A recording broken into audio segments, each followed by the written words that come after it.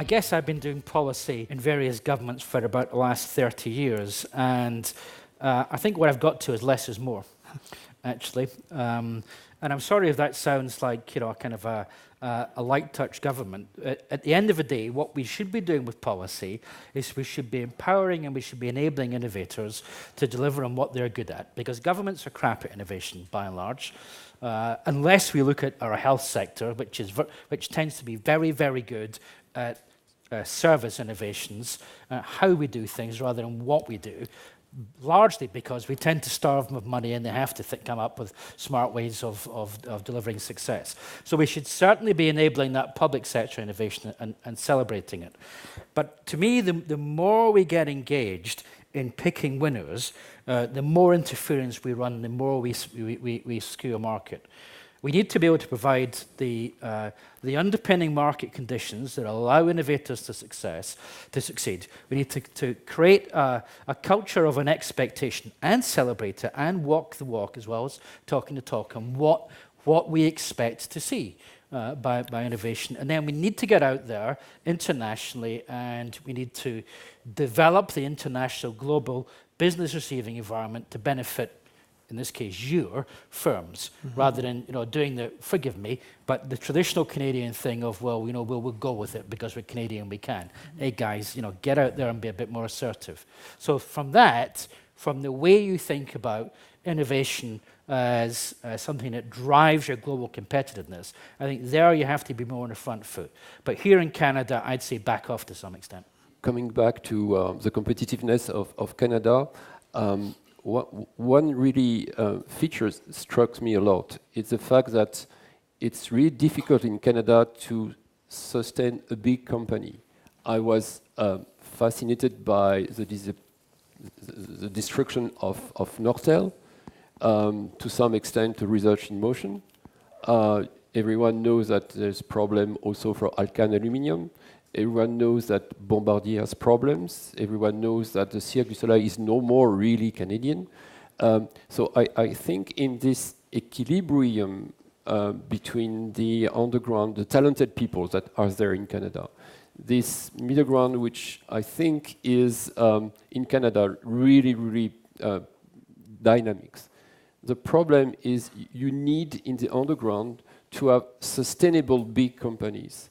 And I think for a known reason, I think this is a challenge with Canada. I think, and the resilience is not good. For instance, when Nortel disappeared, most of the talented people of Nortel went to California, which again is not good for Canada. So there is still in the building of the ecosystem, of the innovative ecosystem of Canada, to reinforce big and medium companies to make the ecosystem really viable. Let's look at the oil and gas sector. Okay, so the oil and gas sector in Canada is, give or take, 60 years robustly old. In the beginning, it had a lot of private innovation, but actually through the government of Alberta and under Peter Lougheed, they had a huge public investment to create a robust ecosystem in terms of in situ oil sands development. Now, what do we have in that sector? We have exactly what you're talking about, although, of course, today it's a little bit of a challenged sector. But what do we have in that sector? We have a robust, small enterprise group of companies who, are folks who sometimes have come from the medium and the large, so I'll talk about that in a second. They split off, they put together some joint capital, they buy land, and they do a bunch of things to grow a company into medium size. We have a robust set, or we did have a robust set, of Canadian independents who were, in the billion to 50 billion in that sector in terms of growth. And we still have now some large Canadian independents as well, some of whom actually came from public sector roots, but some who didn't. And then we have the global multinationals. And in and around that, you have a financing sector who understands how to deal with them all.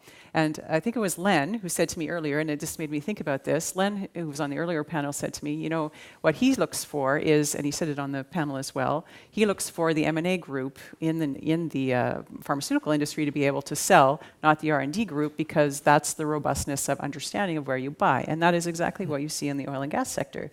You see a group of companies that grow themselves to a certain innovators, who come up with ways to make to deliver economic outputs from a field that the bigger company could not or would not.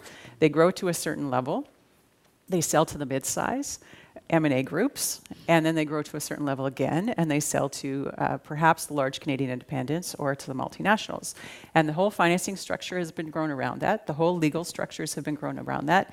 And I might add, this is really strong public policy that we forget about today. So what is the public policy? Open access to information. So if you wanted to start a company tomorrow, all production and geologic information going back to the 1950s is available essentially free. You can buy a nice, graphic 3D modeling software package to make it come to life, but otherwise you could walk down to the regulator and download the spreadsheet for $50.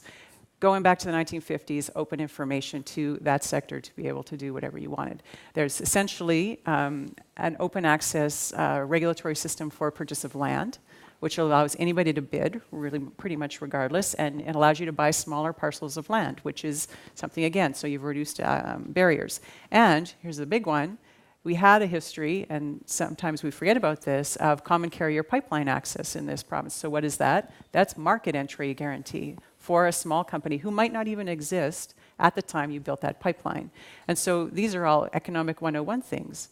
Relatively free, open access to information, and low market barrier, both in terms of market access and in terms of other kinds of things that surround.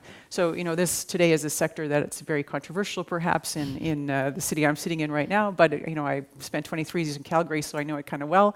But what you see there is a robust ecosystem that we developed with a strong interplay between public and private over 50-some years. Yes. Okay, did they make some mistakes and do they need to do some new things now? You betcha. But we know how to do this. And the example of BlackBerry, I think, is the same in a different sector, and our research in motion, pardon me. And I think we probably have some others. I hope Cirque du Soleil is one, because that's just a fun one that's good to talk to people about. But we forget that we actually have done this a few times, and so what we need to do today is say, okay, what's different? How do we build on those commonalities, and how do we grow a sector with a long-term view?